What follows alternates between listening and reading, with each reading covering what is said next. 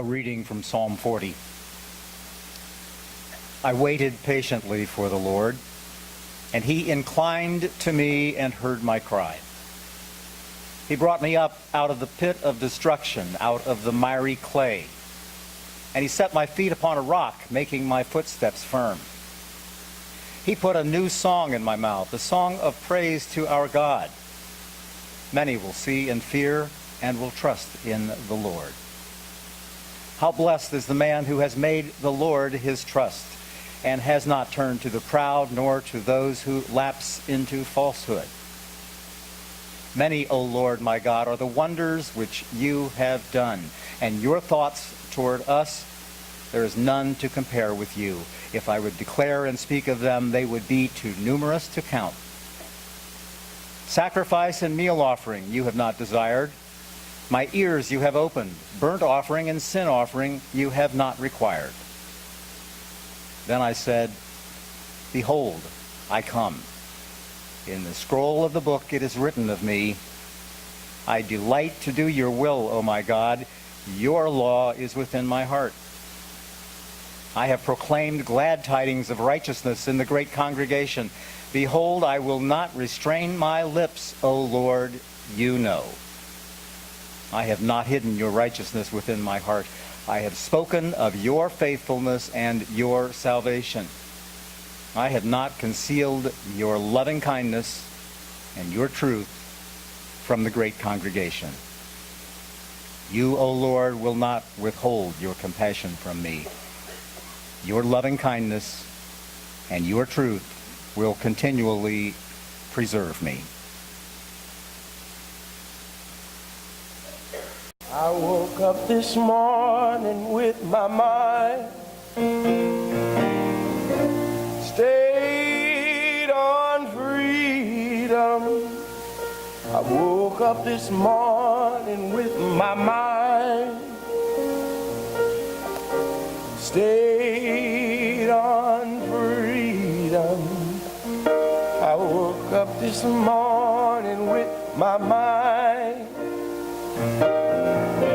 stayed on freedom. Hallelujah, hallelujah,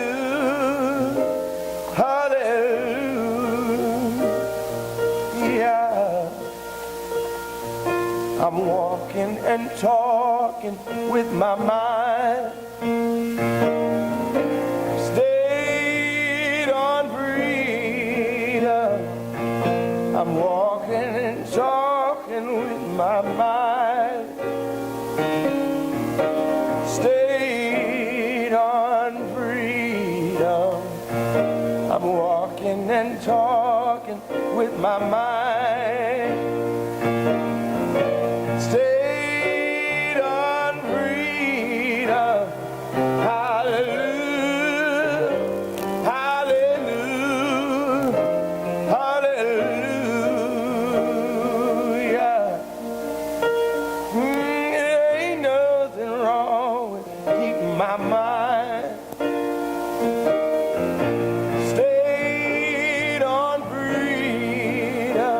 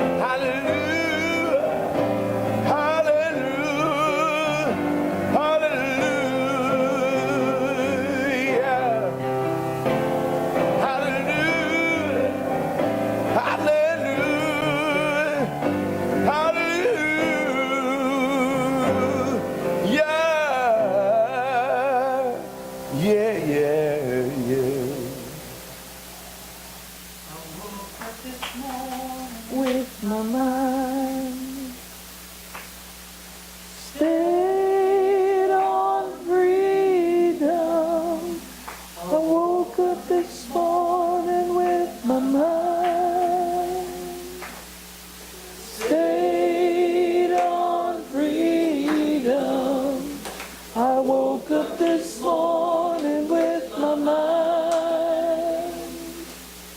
Stayed on freedom. Hallelujah. Hallelujah. Hallelujah.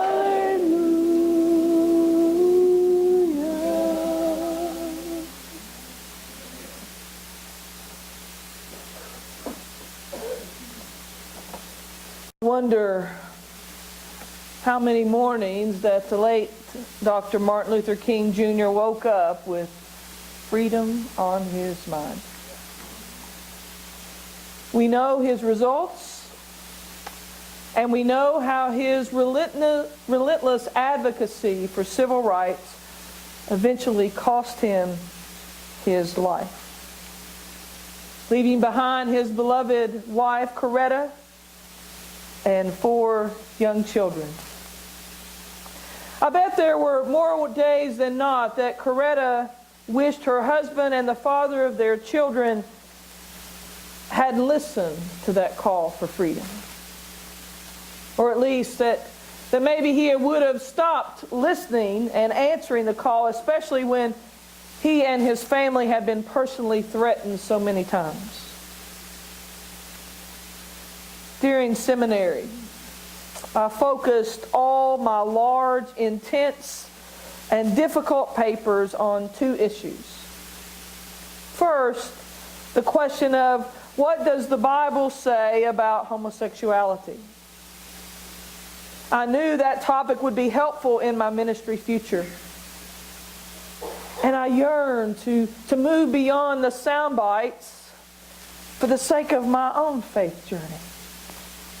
And certainly, you need to know that I would not stand before you and others proclaiming an interpretation of an inclusive gospel without serious attention and serious study of the sacred scriptures we claim to hold so dear. The second issue that I focused on was that I studied Martin Luther King Jr. in depth. And I was so very blessed that one of my professors was an MLK Jr. scholar. He had gone to school with Dr. King. He had marched with Dr. King, Dr. Jimmy Kirby. And so I can tell you that while we see a hero in King's legacy, as we should, while we remember in a special way this weekend the life and work of Martin Luther King Jr., as we should, Martin had some difficult days. When he was jailed, he wrote an impassioned letter from Birmingham, which was powerful and prophetic from the irons that unjustly surrounded him. Another one of the most moving stories I remember is that at a particularly stressful time during the civil rights movement, Martin sat alone at his kitchen table long after his family had gone to bed, and he seriously considered withdrawing. He was tired, and he cried out to God, "I am weary." And yet he found renewed strength for a calling he knew he couldn't ignore at all cost. Dr. King would rely on the voices singing African American spirituals. Miss Eleanor, I saw you swaying to that African American spiritual.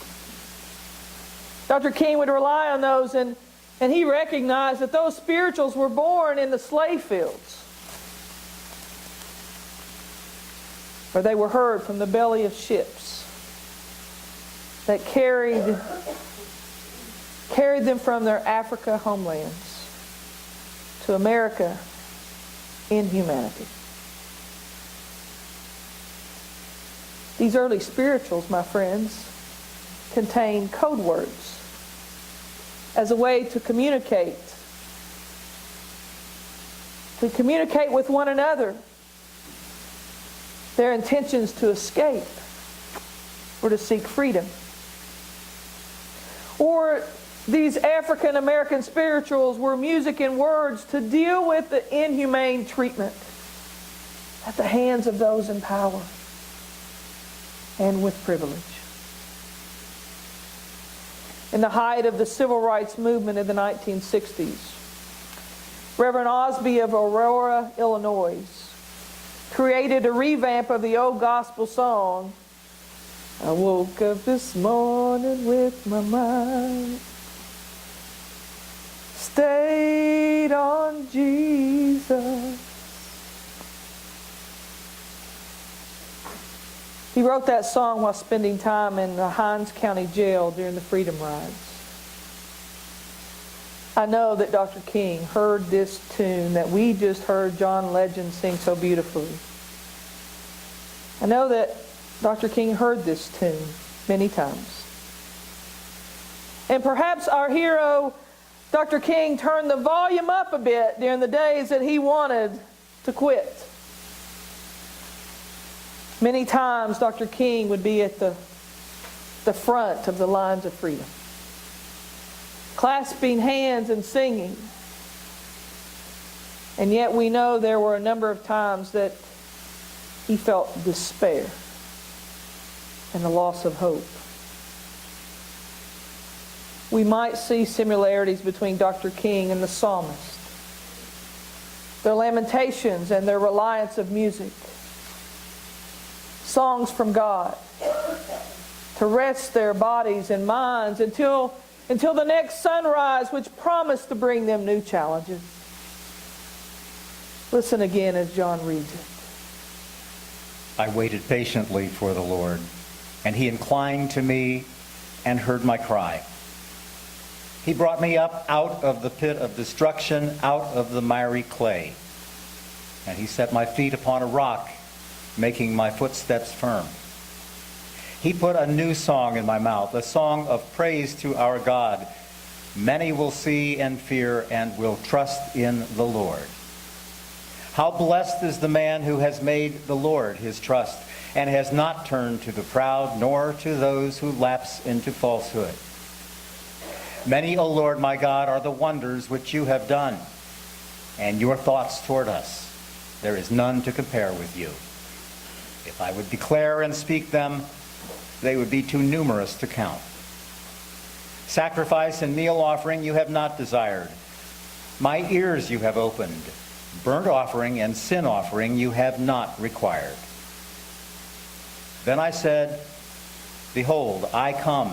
In the scroll of the book it is written of me. I delight to do your will, O my God. Your law is within my heart. I have proclaimed glad tidings of righteousness in the great congregation.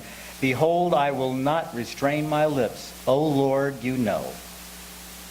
I have not hidden your righteousness within my heart. I have spoken of your faithfulness and your salvation. I have not concealed your loving kindness and your truth from the great congregation. You, O Lord, will not withhold your compassion from me.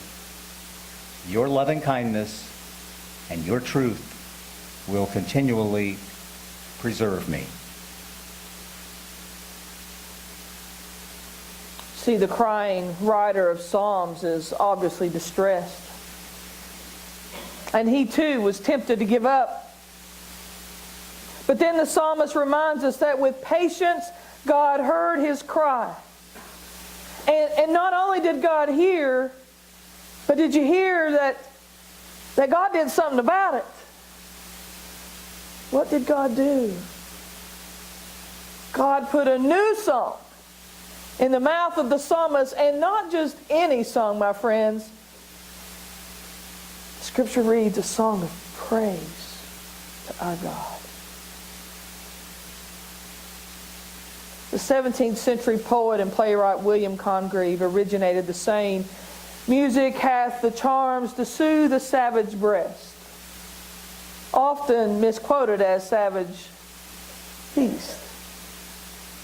The play goes on to say that music can soften a rock or bend a knotted oak. Indeed, music is known to have a powerful effect on our moods with its ability to literally move us, some of us better than others. The psalmist proclaims that God can give us a new song, bringing us out of miry bog. Perhaps we should use our everyday sources of music to do just that. Adjust our playlist to more positive songs, Hakuna Matata. Adjust the volume by internally turning down negativity around us and turning up people and things that bring us and the world around us life and hope and love. I shared with Brenda and Kenny last week that while preparing for today's service some weeks ago, I recognized that all too often I am too serious at home. Most of my reading is theologically related or church stuff. Most of the music I listen to is gospel or religious based. Not that there's anything wrong with that, but my Brenda would probably like to hear a little Motown or some Bee Gees. Or really for her, Bon Jovi or Bruno Mars or Taylor Swift or Katy Perry. Life is about balance. And I recognize that I need to be better balanced with my musical playlist. To listen to some upbeat tunes. To have a little fun. To turn off CNN or get the heck off Facebook. And allow music to move me and soothe me. Music moved and soothed Martin Luther King Jr. And it moved and soothed the psalmist. What music might move or soothe you in these challenging days? During the summer, I spent as student minister of First Congregational Church of San Jose, California, back in 2008. I was really fortunate to sing in their amazing choir under the direction of my friend Kristen Lee. And at the Pride event that year, our choir sung a song that has become one of my favorites. I find myself just a-singing and a-swaying. It's the kind of song that just lifts my spirits. It's a song that makes me just want to get out of whatever funk I might be in and get busy with what I might do to make a difference in my little part of the world. San Jose folks taught me a song that can soothe you and move you. And so I'm going to let one of my favorite groups, Sweet Honey in the Rock, to tell you the history of Ella's song. And then I'm going to see in here who has a pulse this morning. This next song that we're going to do with the choir is called Ella's Song. It's named for Ella Baker. Ella Baker was a staunch fighter, a staunch advocate for young people and their involvement in the civil rights movement, one who would sit for hours and listen as young people discussed and debated strategies for how they would move next in whatever direction they decided they wanted to go. These are Ella Baker's words. They were set to music by Bernice Johnson-Regan, Ella's Song. Now these are some very strong words we're saying here, so it means we need everyone to sing with us. The chorus. I'm going to teach you the chorus. I want you to sing it back to me. We who believe in freedom cannot rest. We who believe in freedom cannot rest until it comes. Now, We who believe in freedom cannot rest. We who believe in freedom cannot rest until it comes. that's good, but it's weak. Yes. There's a lot of things going on in the world right now. There's a lot of freedoms being threatened. Think about it. Here we go. We who believe in freedom cannot rest. We who believe in freedom cannot rest until it comes. Good. Now Carol and I will sing the verses, and when it's your turn, come in nice and strong. Ready? Whenever you are.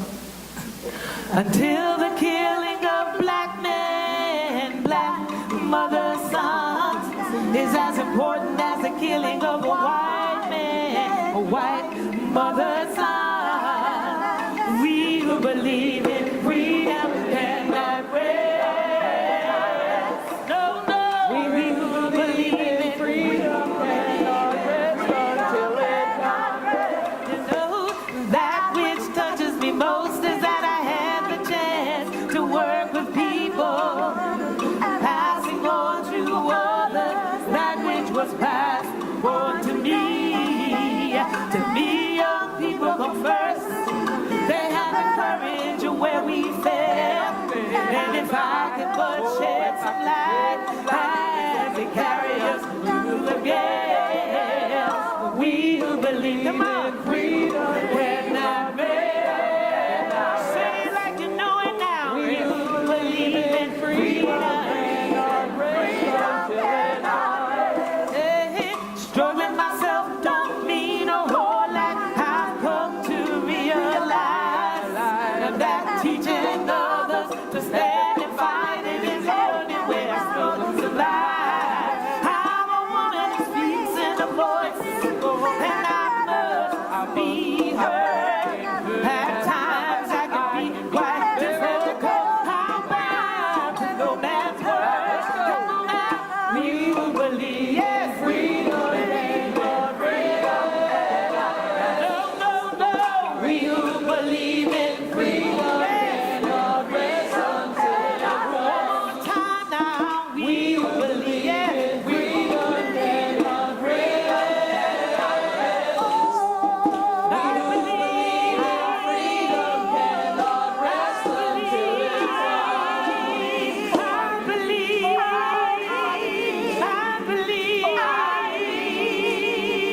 We who believe in freedom.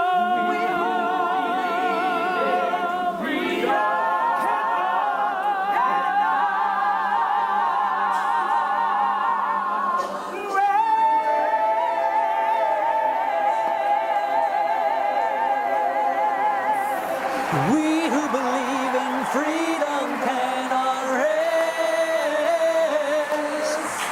We who believe in freedom cannot rest until it comes. Sing it.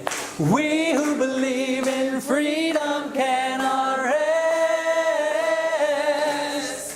We who believe in freedom cannot rest until it comes. Sing it again. We who believe in freedom cannot rest.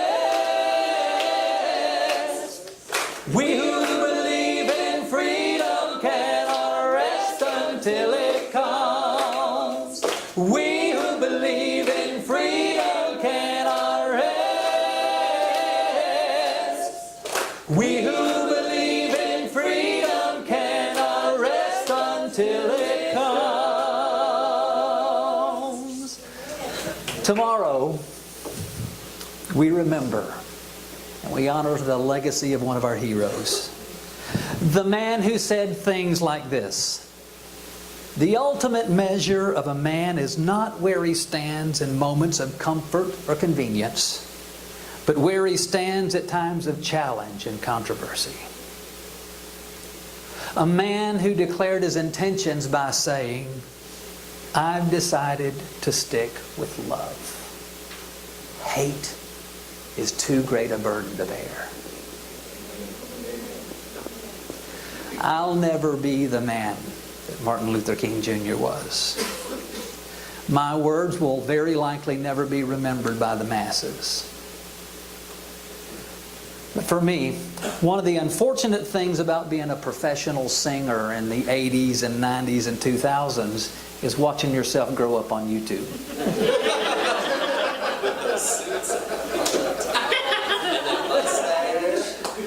Watching all of those gradual changes in style and technique and everything else over the years, it can be embarrassing. One of the good things, though, is knowing that your music and the message inside the music lives on. Today's lesson is about the song, and it's about the music. The soundtrack, if you will, that carries us through our days. The happy and upbeat ones, the melancholy, internal ones, the sad and downbeat ones, and the angry, loud ones. Sometimes the song points us inside ourselves, but sometimes the song points us upward. Upward toward the God that proves theirself as our source of joy on those happy days. The reminder of our value on the melancholy days. The giver of our strength on the sad days, and the understanding and compassionate ear when we're so mad that sometimes we just want to scream profanities. Sometimes I think God just wants us to just let it out already and say it. But sometimes the thing to do in all of that emotion is to sing. As Marsha mentioned just a few minutes ago, during the days of slavery, sometimes the song was a way to cryptically communicate a message to our fellow workers. Sometimes the song was nothing more than a personal message and a melody for the singer, but no one else. Sometimes the song was a proclamation. A proclamation that might say, you may hold our freedom. You may hold our liberty. You may hold us in chains and you may lock us away. You may hold our family, but you will not. You do not and you cannot hold our spirits. We will sing to our God. We will make music to our Comforter. We will declare our faith. And we will believe our words when we sing. God, I will lift my